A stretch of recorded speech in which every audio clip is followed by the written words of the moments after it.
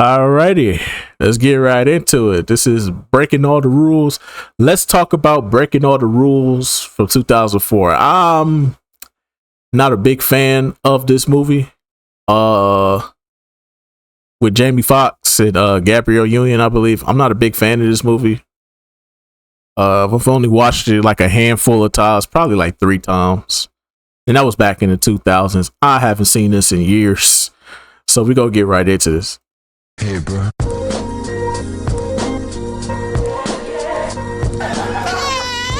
The movie starts off with Quincy, who is played by Jamie Foxx, and his fiancee Helen, who is played by Bianca Lawson. And they're lying in bed together, and neither one of them wants to take the dog out so he can go out and pee. And the pug pees halfway out the doggy door.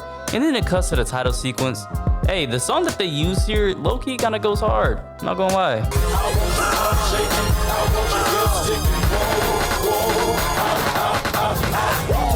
We next get introduced to Quincy's cousin, Evan, who is a player and gets all the ladies, and played by no other than Morris Chestnut. I swear, he's always the player or the athlete or both in a movie. Like, he plays the same role in every damn movie, bruh. Like, it's insane. Low key, you do. Evan warns Quincy about there being potential layoffs since sales aren't the best right now. Junior's taking over, man. The king is dead. Damn, what a way to let us know. And sales is tight, but there could be some layoffs in editorial, so you better watch your ass. Huh?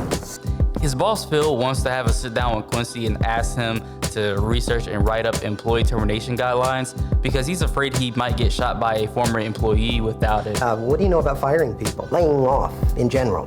Employee termination. Yeah, there's several studies out there about it. I haven't studied it myself. Why? You know the name Jeffrey Jasper. Got fired, got a gun, got drunk, shot 10 executives in the stomach. I would like those guidelines on my desk by Friday afternoon. Is that going to be a problem? No, sir. Like, how do you get this position without having experience of firing people? You're already leaving a bad impression as a leader, dude. We skip over to Quincy's engagement party at the Zigzag Club, and Quincy is anxiously waiting for his fiancée to arrive.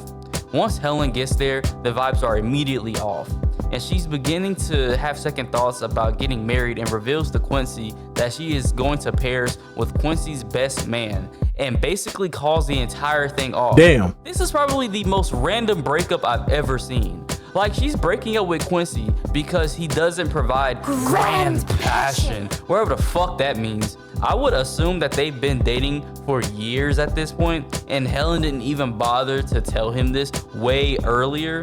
We haven't even seen much of this relationship, and we're barely 10 minutes in, and all of this is happening right now. Quincy is sad as fuck now and shows up to work looking homeless and shit, and his boss goes up to him and gives him the task of firing his employees. Nigga, what was the point of asking for guidelines if you were just gonna dump this on him anyways? Quincy just decides to write his name on the list and pretty much quit his job. So a week passes by and his cousin Evan finally decides to check up on him. We see Quincy all in shambles, looking musty as fuck, especially this nigga's hair, man.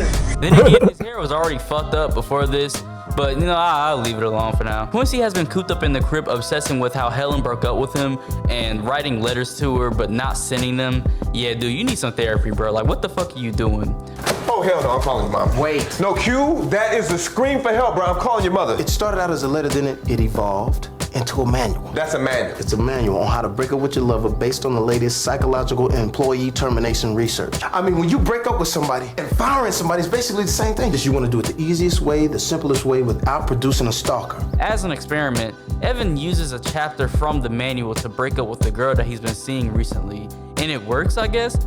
Evan could have easily dumped her like everyone else he's dated in the past. I don't even think you needed a playbook for this. Anyways, Quincy publishes the book and he becomes a best-selling author because of it and got his old job back at Spoils magazine somehow after quitting. Next we see Nikki, who was played by the beautiful Gabrielle Union, and she is getting her hair done while watching Quincy's interview on TV. She is dating Evan and they've been dating for a few months now or some shit. Nikki decides that she wants to spice things up by cutting her hair short because she had a dream about Halle Berry. This becomes a little bit of a running gag. Get used to it. We see Evan and Quincy talking about how successful the book has. More like Halle Scary. Fuck no. I know fucking Gabrielle Union. Move this man! Get Gabrielle Union the fuck out of here. Hell no. Hell no. Hell no. Get the fuck up out of here with that bullshit. Get off the motherfucking mic. Damn. Ben, and he tells Evan that he had a groupie come over to his crib but didn't clap her cheeks. He tells him that the next time that this happens while Evan is over, then he can just pretend to be Quincy, which shouldn't bring any unnecessary drama, right? Side note, how would this plan even work when Quincy's face is all over the TV screens and shit? It would make sense that if his identity was a secret, but that isn't the case at all here.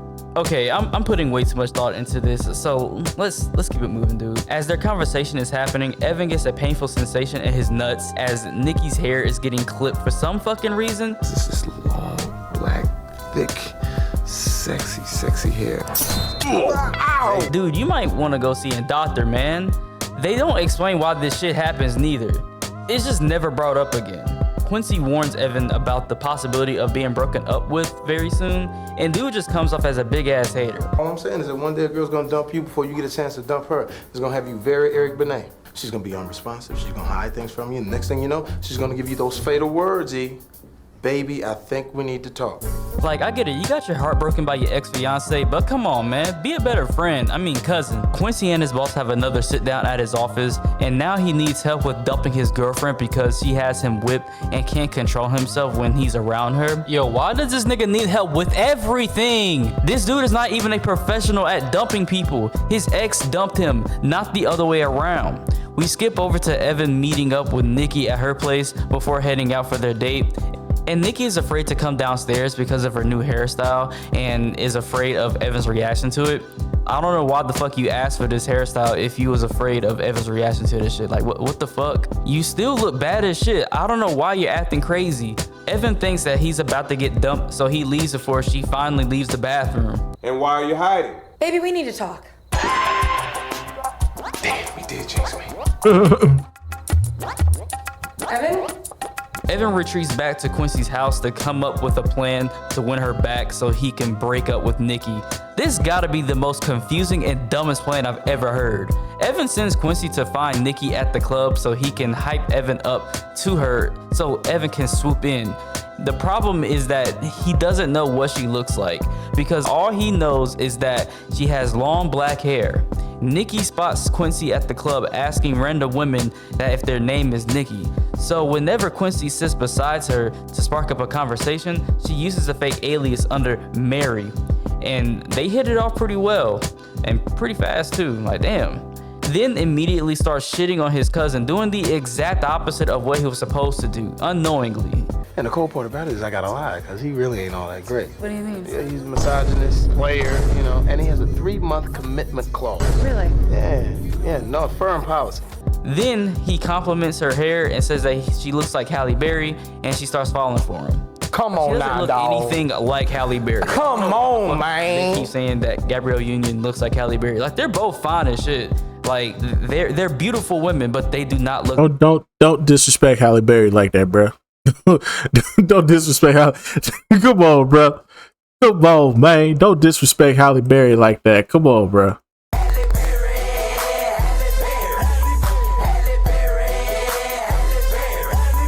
Don't disrespect Halle Berry like that, my guy.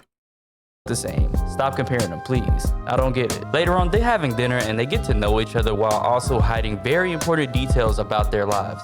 Then Quincy goes on about how falling in love and being crazy is the same thing and how humans are too selfish to bite through their own skin. Nigga, what the fuck are you on? You sound like a serial killer right now. Jeffrey Dahmer head ass nigga. While that is happening, Phil's wife Rita shows up to Quincy's house only to meet Evan at the door, but he pretends to be Quincy because he thinks he's some groupie or some shit. She is trying to sabotage the breakup plan by smashing Evan, but all her efforts go to waste anyways. We skip over to Quincy giving Phil more advice on how to break up with Rita. Hey, breaking up with someone is not that hard, man. I swear, this movie is like a reverse Hitch, but the guru here just sucks at his job. What do I say? Nothing. Nothing. It's what you do. Well, what do I do? You sulk. Stop it. And then eventually she will ask you, What's wrong? and then you will respond by saying nothing. You really think this sulking shit is really gonna work? Come on Why now, is your dawg. face like that? Like, Jamie Foxx Come in this on, movie man. picked the worst time to do this shit. Like in the movie. You didn't say that. Nigga looks constipated as shit, bro. Then shockingly Tell me fails to break up with Rita because you he's did too weak not to do so. just None say of the that. shit that Quincy told him to do actually worked. Then we see Evan at Nikki's place and he dumps her before she could, and they argue at each other over this shit. All of this is happening over a damn haircut. It's fucking wild to me. Wait, today I was sulking. Yesterday, total mystery. Today? What? About the talking and everything. All right, so why'd you cut your hair? To keep you, dumbass. Oh, you know, this is just too confusing for me. I'm out. Be gone, nigga. I don't care. Go. Who's keeping you? Not me. Damn. We skip over to Quincy and Evan talking back at the office again. All right, I'm kind of getting tired of seeing the same locations over and over again. Like, come on, man. Like, I cannot be the only one here that notices the small amount of locations that have been shown so far. You know what? I don't think this movie calls for many settings. Like, what do you want? This is not an action adventure. It's not an action adventure movie. This is a romance comedy movie. There's not going to be that many scenes they go through. But I'll move on. I'm just nitpicking at this point. As Evan is talking about how he actually is in love with Nikki, and Quincy eventually puts two and two together and realizes that he is dating his cousin's ex. If it wasn't for that stupid haircut that she had. She cut her hair? She cut her hair. Can you believe she cut her hair? No long hair? No long hair. I think she looked like Halle Berry. Come on, man. Halle Berry? What? Halle Nikki and Quincy are out on their second date at a concert or something, and you can tell this is the moment that he is falling hard for her, and vice versa. Despite all the rules that he laid out in his book, I guess you could say he's breaking all the rules. Alright, that was corny, but why the fuck did I say that? They make it back to his crib and they're still not being honest with each other, even though they both know it too, but they choose to beat around the bush about it. Then the vibes are killed because Phil's wife left an angry voicemail about how she got her cheeks clapped by Evan pretending to be Quincy and didn't follow through in their agreement in return. Wait, baby. Look, I swear I don't know. Oh, you swear what? That you're honest and forthright? Is that what you swear? Mostly it. We skip to Quincy trying to push his boss to finally break up with his fiance again, and you already know how this plays out, so there is no point of repeating myself. Then Helen shows up after going ghost for I don't know how long, and she is greeted with her dog chasing her away, and rightfully so. Quincy and Nikki meet up again, and they finally tell each other the truth.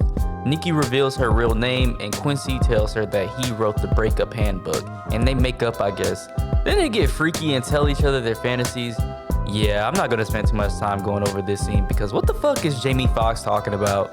There's these baby chickens, and they're all oiled up. Huh? You go first. Hey, yo, what the fuck? For some reason, once they get ain't no with party Nikki, like a Diddy party, so. Yeah, that's what's up. Yeah. Yes, sir. What type of Diddy shit you on, bruh? Nigga, what the fuck? What type of Diddy shit this nigga on, bruh? Get up! Get up! Get up! What type of Diddy shit you on, bruh? Apologized and went her back. Yeah, this plan is stupid. We haven't even seen them together throughout this entire movie. The moment that they were about to head out for their date, it all fell apart. Like I swear, this dude is doing anything at this point. We skip over to Quincy's surprise party that his boss threw for him to celebrate Quincy's second printing of his book. Look, I have to point out that this fucking book hasn't been relevant to the plot for the past like 30 minutes, and all we hear is about how well the book is selling. I low-key feel like we didn't need the book for this plot to work. Anyways, Evan surprises Quincy with Helen waiting in another room. Like he would be happy to see her after getting dumped for no reason. And Nikki's friend kind of does the same shit when they arrive to the party. Once Rita arrives, it is clear that this is where everything falls apart. Then Quincy tells Evan that he has been seeing Nikki and has feelings for her, and Evan sucker punches him while he blows out his candles, and Nikki dumps him. Just met your muse and your little hoe. You know what you are? You're a walking, talking teratoma. Phil finds out that Rita is having an affair and gets angry with Quincy because of Evan pretending to be him. I seriously do not understand why Quincy agreed to let his cousin do that just so he can pull some hoes. He didn't need to do that shit, man. He was doing fine on his own.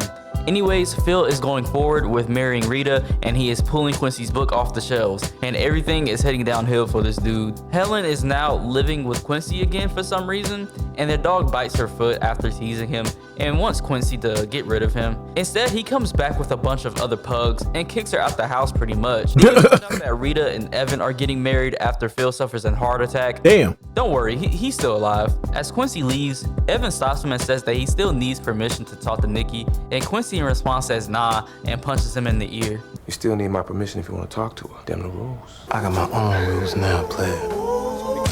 Quincy rushes to find Nikki and is told by her friend that she is taking a train to Portland. He makes it to the train station, and by the time he gets there, the train that Nikki is on is ready to leave. He sees her and run across the tracks to get to her and starts running alongside the train trying to apologize for everything that happened, and to prove his love to her, he bites his hand and runs into a wall. Damn. Nikki hits the emergency brake so she can get out to check on him, and we see his hand is bleeding, which is romantic, I guess. Yeah, that's why I didn't like this movie. It was stupid.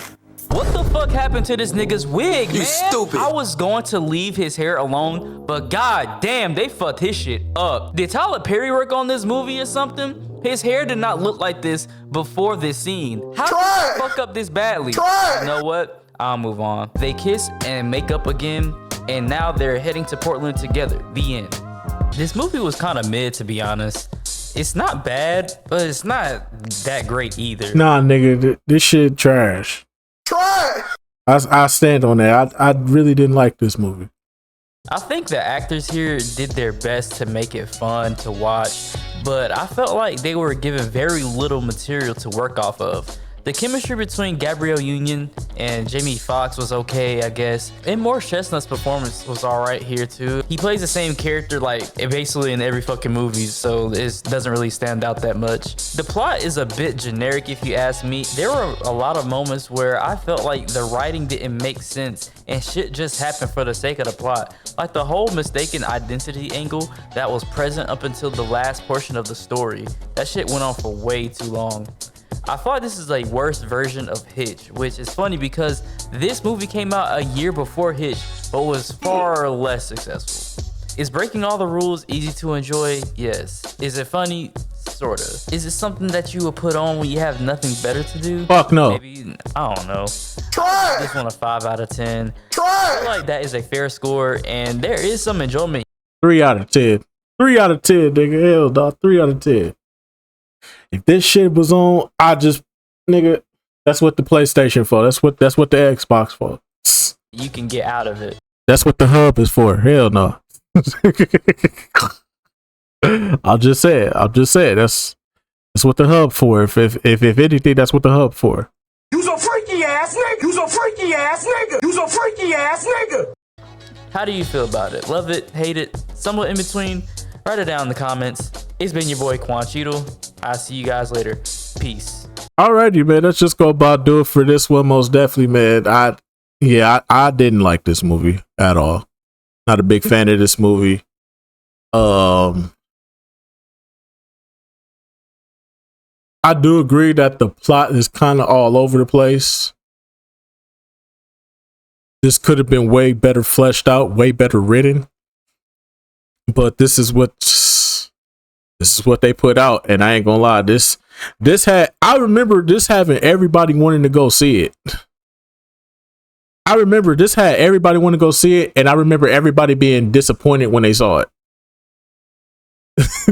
Like, I remember a lot of people being disappointed when they saw this shit. So yeah, you can miss me with this movie. And when I saw it for myself, I was like, oh nah, hell no, this shit trash. And BET used to play the fuck out this goddamn movie.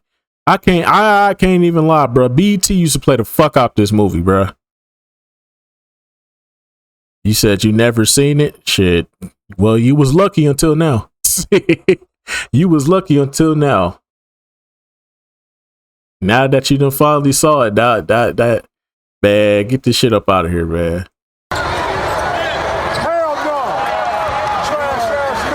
Hell no, get that shit up out of here, man. But anyway, so that's just gonna about do it for this one, most definitely, man. If this is a movie for you, it's for you. If not, I think we all in agreement this shit is trash, bro. But other than that, man, I'll see you all in the next video. Till then.